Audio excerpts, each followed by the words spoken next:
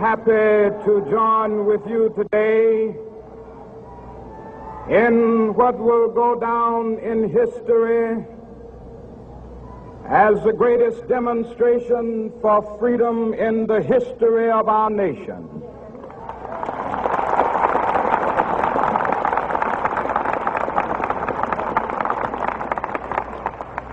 Five score years ago,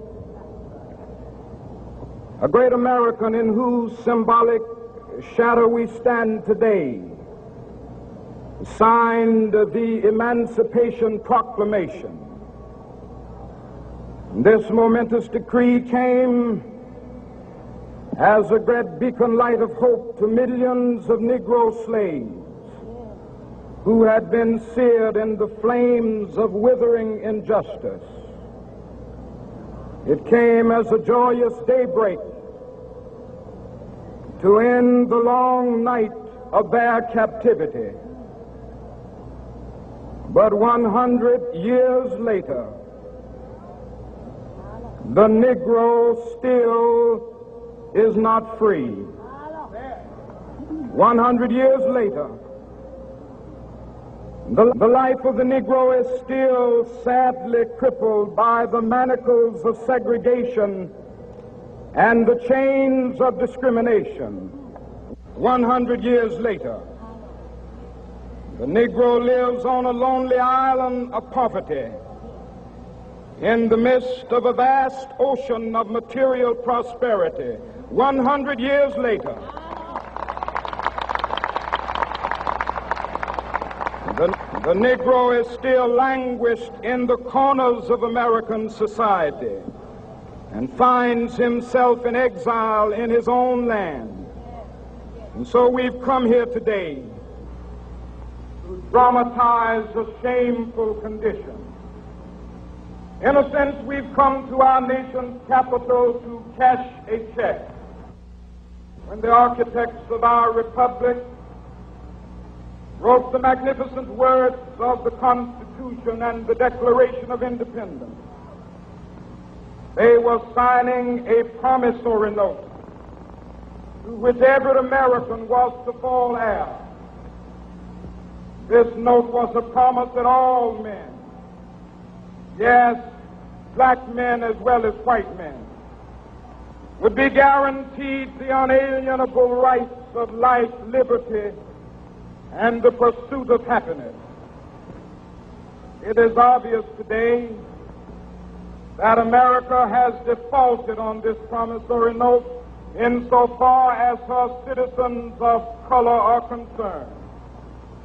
Instead of honoring this sacred obligation, America has given the Negro people a bad check, a check which has come back marked insufficient funds.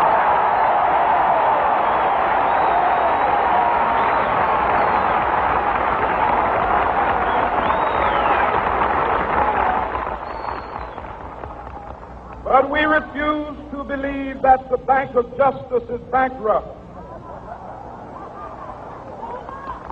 We refuse to believe that there are insufficient funds in the great vaults of opportunity of this nation.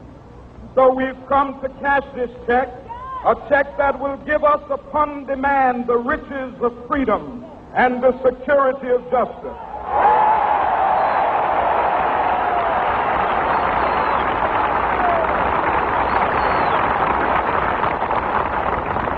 We have also come to this hallowed spot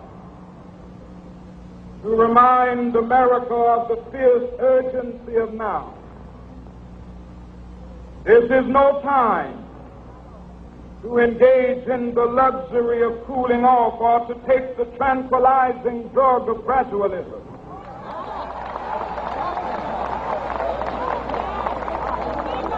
Now is the time to make real the promises of democracy. Now is the time to rise from the dark and desolate valley of segregation to the sunlit path of racial justice. Now is the time to lift our nation from the quicksands of racial injustice to the solid rock of brotherhood. Now is the time to make justice a reality for all of God's children.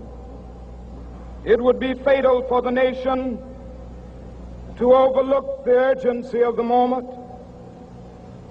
This sweltering summit of the Negro's legitimate discontent will not pass until that is an invigorating autumn of freedom and equality. 1963 is not an end, but a beginning. Those who hope that the Negro needed to blow off steam and will now be content will have a rude awakening if the nation returns to business as usual.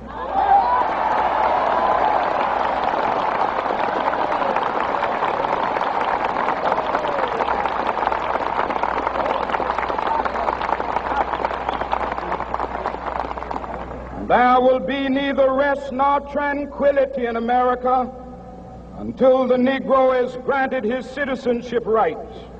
The whirlwinds of revolt will continue to shake the foundations of our nation until the bright day of justice emerges.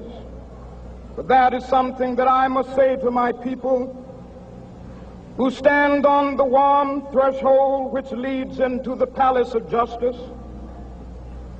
In the process of gaining our rightful place, we must not be guilty of wrongful deeds. Let us not seek to satisfy our thirst for freedom by drinking from the cup of bitterness and hatred.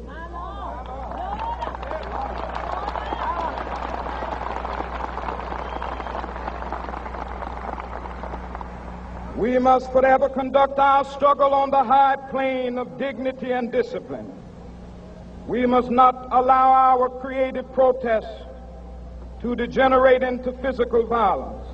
Again and again, we must rise to the majestic heights of meeting physical force with soul force. The marvelous new militancy which has engulfed the Negro community must not lead us to a distrust of all white people. For many of our white brothers, as evidenced by their presence here today, have come to realize that their destiny is tied up with our destiny.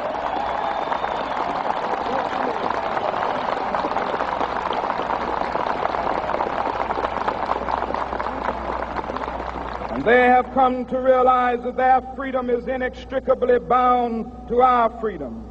We cannot walk alone.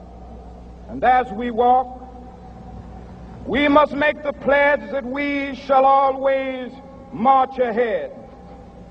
We cannot turn back.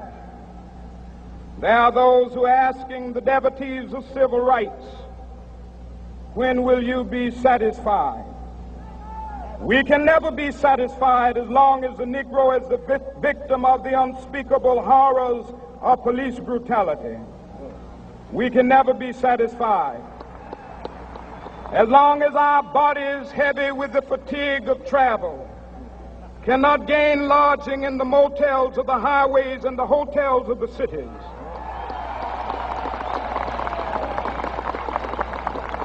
We cannot be satisfied as long as the Negro's basic mobility is from a smaller ghetto to a larger one. We can never be satisfied as long as our children are stripped of their selfhood and robbed of their dignity by signs stating for whites only.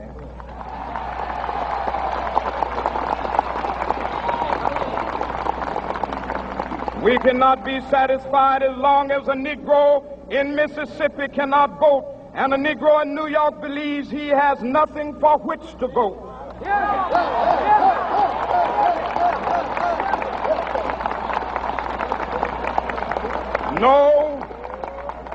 No, we are not satisfied, and we will not be satisfied until justice rolls down like waters and righteousness like a mighty stream.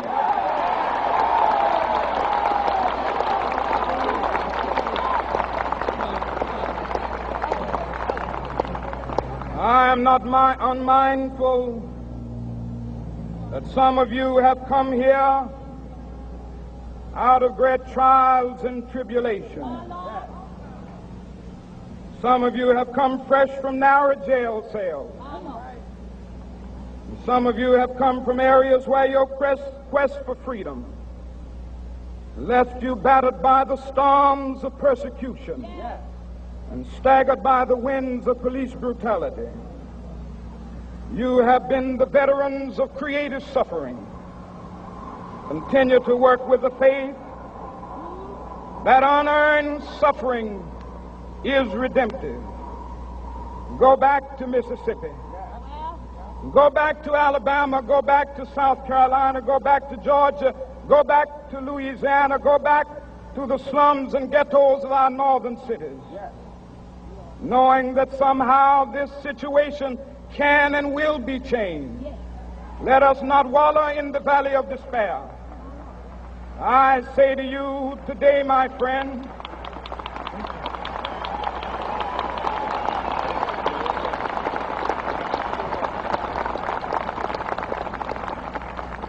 so even though we face the difficulties of today and tomorrow, I still have a dream. It is a dream deeply rooted in the American dream. I have a dream that one day this nation will rise up and live out the true meaning of its creed. We hold these truths to be self-evident, that all men are created equal.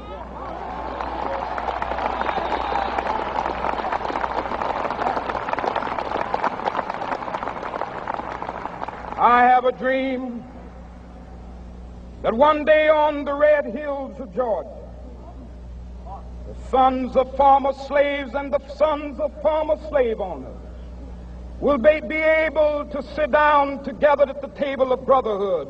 I have a dream that one day, even the state of Mississippi, a state sweltering with the heat of injustice, sweltering with the heat of oppression, will be transformed into an oasis of freedom and justice. I have a dream that my 4 little children will one day live in a nation where they will not be judged by the color of their skin, but by the content of their character. I have a dream today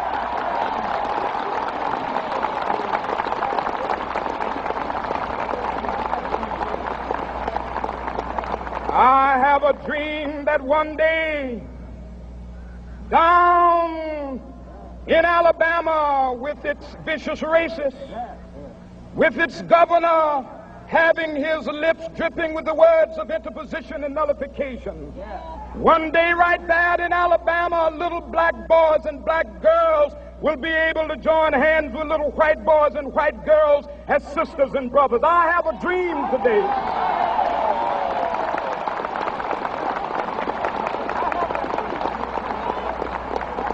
I have a dream that one day every valley shall be exalted, and every hill and mountain shall be made low, the rough places will be made plain, and the crooked places will be made straight, and the glory of the Lord shall be revealed, and all flesh shall see it together. This is our hope. This is a faith that I go back to the South with.